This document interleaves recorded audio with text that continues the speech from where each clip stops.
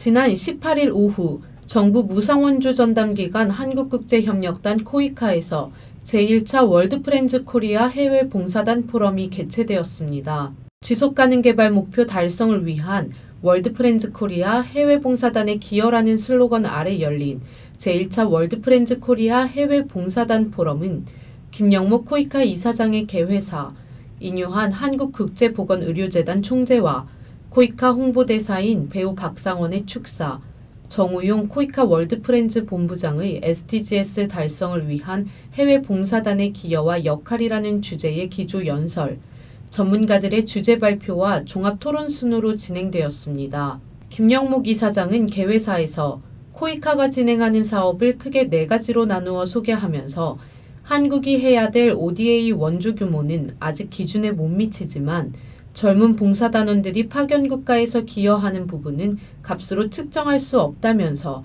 경험과 기술이 사람의 정성과 결합된 휴먼 ODA를 하고 있다는 점을 자랑스럽게 생각한다고 전했습니다. 이어서 이규호 외교부 국제개발협력국 개발정책과장, 박종민 코이카 월드프렌즈 총괄팀장, 안재혁 정보통신산업진흥원 글로벌 사업단 팀장, 양수경 국제개발협력 민간협의회 봉사사업팀 부장, 주성수 한양대 공공정책대학원 교수, 윤정원 한국정보진흥원 글로벌 협력팀장, 조현주 지구촌 나눔운동 사무총장 등이 발표와 토론을 진행했습니다. 정우용 본부장은 지난 2000년 채택한 새천년 개발 목표가 지난해 마무리되고 이를 대체하는 2015년 이후의 개발 목표로서 SDGs 17개 목표와 169개 세부 목표가 앞으로 15년간 국제개발 협력의 새로운 지향점으로 선정됐다면서 이에 따라 봉사단 관련 국제기구, 국내외 파견기관들도 SDGs 달성을 위한 봉사활동의 중요성과 기여에 큰 관심을 보이고 있다고 소개했습니다.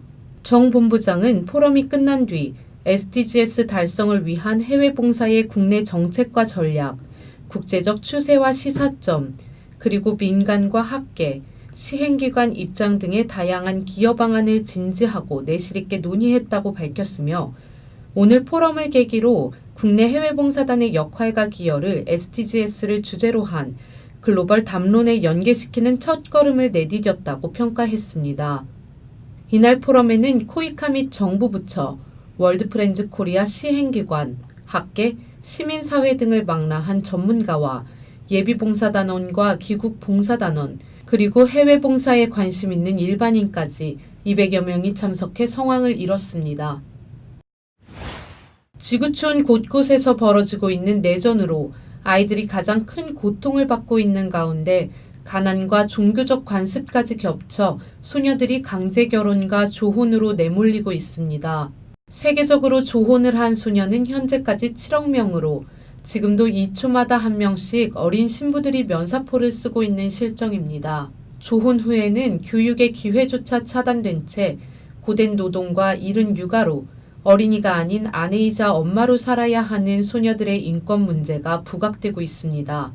네팔의 고산지대 마을에 사는 두르가 구룽은 16살에 강제로 결혼하여 17살에 첫 딸을 낳았지만 그 후로 3년 후 남편은 다른 여자와 2번째 결혼을 하고 다시 돌아오지 않았습니다. 또 두르가의 친정엄마인 하스타 역시 15살에 결혼해 7명의 아이를 낳았으며 현재 어린 나이부터 반복된 임신과 출산, 고된 노동으로 인해 심각한 자궁 탈출증을 겪고 있습니다. 네팔의 시골에는 아직도 조혼의 풍습이 남아있으며 어릴수록 적은 지참금으로 결혼을 시킬 수 있는 문화가 조혼의 악습을 근절시키지 못하고 있는 것으로 파악되고 있습니다. 유니세프에 따르면 2015년 기준으로 약 7억 명의 소녀들이 18살 생일을 맞이하기 전에 결혼을 했으며 아직도 전 세계 5명의 소녀 중 1명이 조혼을 하고 노동과 출산으로 고통받고 있는 것으로 알려졌습니다. 최근 전쟁으로 인한 조혼 피해 소녀들도 급증하고 있습니다. 레바논 성요셉 대학교의 조사에 따르면 시리아 난민 소녀 중 24%가 조혼을 강요당하고 있으며 이들은 경제적 빈곤과 성폭행 등의 위험을 피하기 위해 조혼을 선택할 수밖에 없는 상황에 놓여 있다고 합니다. 전 세계 각계각층에서는 이들에게 무엇보다 스스로의 삶을 개척할 수 있는 힘을 길러주는 것이 중요하다는 목소리가 높아지고 있으며 교육의 필요성이 강조되고 있습니다. 수출입은행이 개도국에 개발금융 자금을 조달금리보다 낮은 금리로 지원할 경우 정부가 손실을 보전하는 법안이 추진될 예정입니다. 지난 23일 기획재정부 관계자에 따르면 정부는 이날 국무회의를 통해 이 같은 내용을 골자로 한 대외경제협력기금법 시행령을 통과시켰다고 전했습니다. 대외경제협력기금은 개발도상국의 산업발전과 경제 안정을 지원하고 우리나라와의 경제교류를 증진하는 등 대외경제 협력을 촉진하기 위해 정부가 설치해 관리, 운용하고 있는 대개도국 경제원조 기금입니다.